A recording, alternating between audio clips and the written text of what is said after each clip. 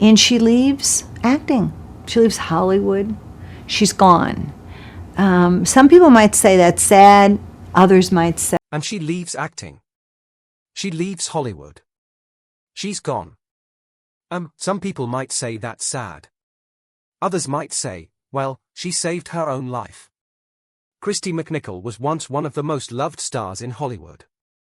She began acting at a young age, quickly gaining fame for her natural talent, warm smile, and unforgettable performances.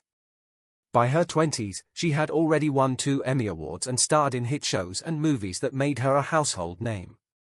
But just when it seemed like her career would last forever, Kristy suddenly disappeared from the spotlight. Fans were shocked. There was no warning, no public explanation, only silence. For years, people wondered why someone so successful would walk away at the peak of her career. Now at 62, Kristy is finally ready to share her truth about why she left Hollywood. But before we begin, if you're a fan of Kristy McNichol, then don't forget to subscribe to our channel. As a child, Kristy McNichol didn't enter Hollywood through fame or fortune. She slipped in through the back door thanks to her mother's patchwork of odd jobs. Her mom, Carolyn, wasn't chasing red carpets. She was just trying to pay the bills. From working as a secretary to selling makeup and even taking bit parts as a movie extra, she did whatever it took to keep food on the table. One day, while working a small role in the low-budget movie Bigfoot, Carolyn brought her kids, Kristy and her older brother, Jimmy, along to the set. It wasn't a glamorous outing. She simply didn't have a sitter. Jimmy, obsessed with monsters and movie magic, loved every second of it. Kristy, however, was terrified. She stayed in the car the entire time, too anxious to even step onto the set. But even from the sidelines, fate took notice. A crew member caught sight of the kids and casually told their mom they'd be great for commercials. Just like that, a door opened. Soon both Kristy and Jimmy were auditioning. What started as commercials quickly turned into sitcoms. Jimmy found work steadily. But Kristy had something special. She didn't just perform. She lit up the screen. By age 14, she landed the role of Buddy on the Emmy-winning series Family.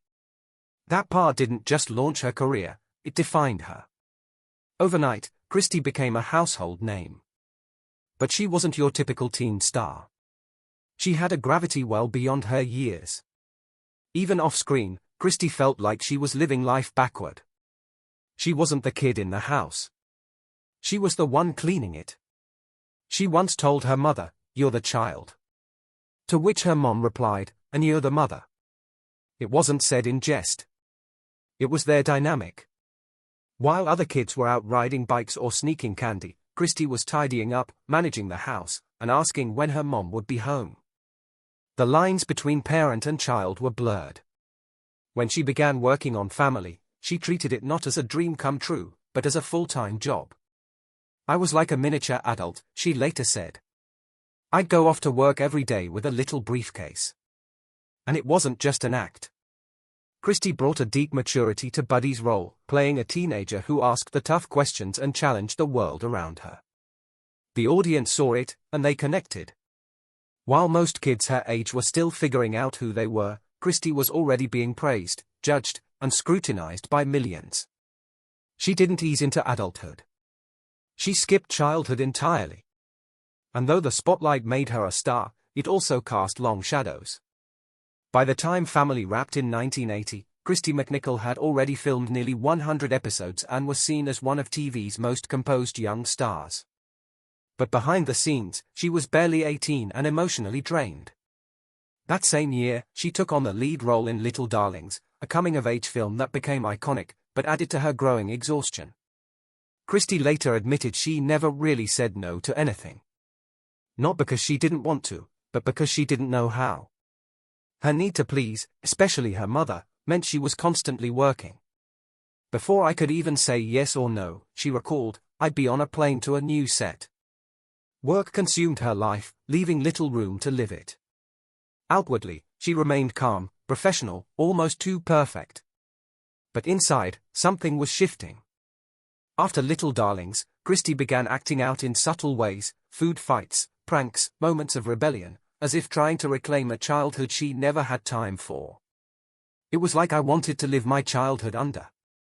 Finally, she said it was a bittersweet realization. While the world saw a polished young actress, Christy was quietly mourning the youth she'd lost in the glare of the spotlight.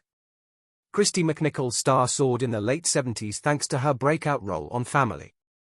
But her talent stretched far beyond television. She remained in the public eye not just through acting but also through music, often alongside her older brother Jimmy McNichol. In 1977, she shared the stage with Karen Carpenter during The Carpenters at Christmas, singing beside a legend whose own life was marked by quiet tragedy. The following year, Christy and Jimmy released a self-titled pop album filled with youthful charm and sibling harmony. Their cover of He's So Fine even cracked the Billboard Hot 100, peaking at number 70. They would collaborate with the Carpenters once more on A Christmas Portrait, blending a sense of family warmth with the glow of celebrity. Together, Christy and Jimmy became one of the most recognizable teen duos of their era, bright, talented, and seemingly unstoppable. But behind the glossy covers and television appearances, Christy was quietly unraveling. The relentless pressure, demanding schedule, and constant need to meet expectations began to wear her down. Fame, which once felt exciting, became exhausting. Eventually, it all caught up with her in the form of a major emotional breakdown. In that difficult chapter, Jimmy didn't hesitate. He stepped in, not as a co-star, but as a protective big brother. He moved in with Christy, offering calm, steady support when she needed it most. Their bond, forged in childhood and tested under the heat of fame, became her foundation. When everything else felt uncertain, Jimmy was her lifeline. By the time the 1980s rolled around, Christy McNichol was no stranger to the spotlight. Having grown up in front of America's eyes, she had quickly gone from a precocious child star in Family to one of the most in-demand teen actors of her generation. Between 1977 and 1983, Christy appeared in 8 films, a staggering workload for someone barely out of high school. Among them were standout performances in Little Darlings, The Night the Lights Went Out in Georgia, Only When I Laugh, and White Dog. Each film cemented her reputation as more than just a pretty face. She was a performer with real range, able to bring both warmth and emotional grit to every role. But the pace was relentless. The final film in that whirlwind stretch was Just the Way You Are, 1984. A drama in which Christy played a musician with a physical disability. A woman trying to find love and acceptance while hiding behind a leg brace. It was an ambitious role, one that required emotional vulnerability and subtlety. The film was set to shoot in Paris, and on paper it looked like a dream. But Christy's mind was unraveling. As the production date neared, her anxiety spiraled out of control. She couldn't sleep, couldn't eat, and was plagued by fears she couldn't explain. With nerves boiling and an unshakable gut feeling that something was wrong, she turned to her manager and confided in him, hoping he might help her navigate what felt like an emotional storm. Instead, she was met with a brush off. "Don't worry, we'll get through it." It was meant to reassure her, but in truth, it left her feeling abandoned. She later reflected on that moment with heartbreaking clarity. She had reached out for help, for someone to truly listen, and no one did. Despite everything inside her screaming to stop, Christy was put on a plane to France. Once there, her condition only worsened. Her weight dropped to 96 pounds. She barely slept, and when she did, she was haunted by vivid, disturbing dreams. In her waking hours, she trembled with anxiety, often crying alone, on set, in her trailer, or anywhere she could find a moment to break down in peace. She described herself as a wreck. And by then, it was clear she had hit a breaking point. When a holiday break in filming gave her a brief escape, Christy returned to California and finally found someone who would listen, a close friend who took her to a specialist, a doctor who worked with adolescents in emotional crisis. That doctor didn't just diagnose her, he saw her. He told Christy she was holding on to years of unexpressed anger and pain buried so deeply she hadn't even known it was there. Her childhood hadn't allowed her the space to feel those things, let alone process them. And now all of it was rising to the surface. The doctor urged her not to go back to France, not to finish the film. And for the first time in her career, Christy listened to her own needs. She stepped away. It was a radical act of self-preservation for a woman who had spent her life trying to meet everyone else's expectations. But Hollywood isn't always kind to those who pause. During her year-long break, rumors exploded.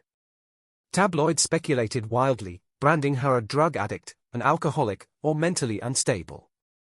The studio's vague statements about a chemical imbalance only fanned the flames. The truth, that Christie was struggling with severe anxiety and depression, was buried under a landslide of gossip and judgment. She once said, "I think it would be easier to kick that kind of habit than go through the years of hell that I have." The mental health crisis she was living through was invisible to the public eye, and the world she once dazzled now felt cold and cruel. She eventually returned to finish Just the Way You Are. But her comeback didn't reignite the magic. Roles became fewer and less impactful. Films like Love, Mary, and Dream Lover failed to capture the public's attention the way her earlier work had. And even when the projects had promise, like You Can't Hurry Love or Two Moon Junction, they often came and went without much notice. Then in 1988, Christie found stability again, at least on the surface, in the NBC sitcom Empty Nest, a spin-off of The Golden Girls. She played Barbara Weston, a police officer and one of the central characters in a warm ensemble cast. The show ran for 7 seasons, and Christie appeared in over 100 episodes, quietly rebuilding a career that many thought had ended. But even during those years, she was still wrestling with internal battles. Eventually, she was diagnosed with bipolar disorder, a revelation that helped explain the chaos she had felt for so long, but also signaled that something had to give. In 1992, during the 5th season of Empty Nest, Christie left the show, citing health reasons. Though she briefly returned before the series ended, it was clear her time in front of the camera was winding down. The industry that had once embraced her now felt suffocating. Fame had taken her childhood, then her peace of mind, and now, finally, she needed to choose herself. In 2001, Christie made her retirement from acting official.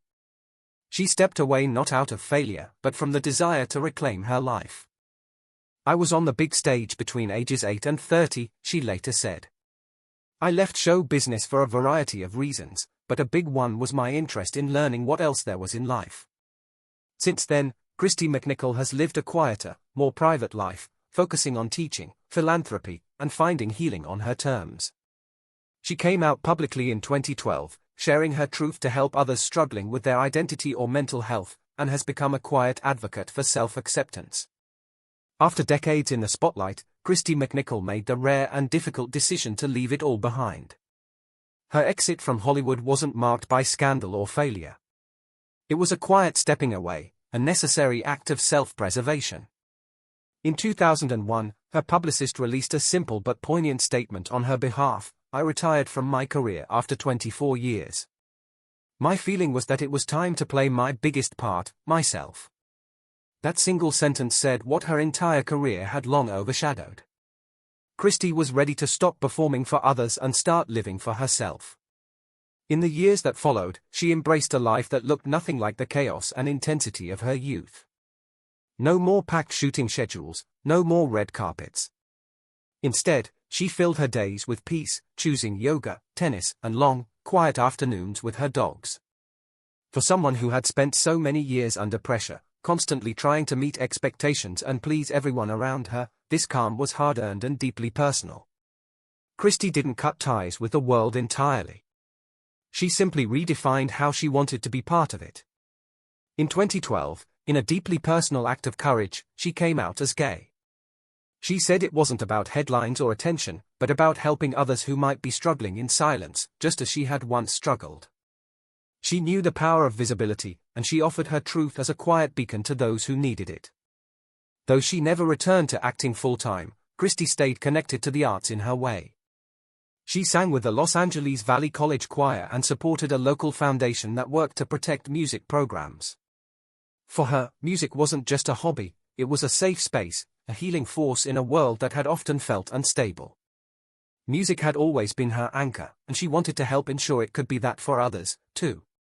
Now in her 60s, Christie describes her life as happy and serene. She has built a home rooted in calm, filled with the kind of contentment that once felt out of reach. And through it all, her brother Jimmy remains by her side, the same sibling who supported her through breakdowns and recovery. The one constant in a world that often felt too fast and too unforgiving. Will she ever return to the screen? When asked in 2015, Christie simply replied, "Never say never." But whether she does or not seems almost beside the point. Her career was in many ways lightning in a bottle, a meteoric rise that left its mark. But the price of that fame was a childhood lost and a mind pushed to the edge. Today, Christie McNichol is no longer trying to be what others expect of her. She's simply herself. And for the first time, that's more than enough. Her story, quietly powerful, remains a lasting reminder of why mental health, identity, and self-worth matter more than any spotlight ever could.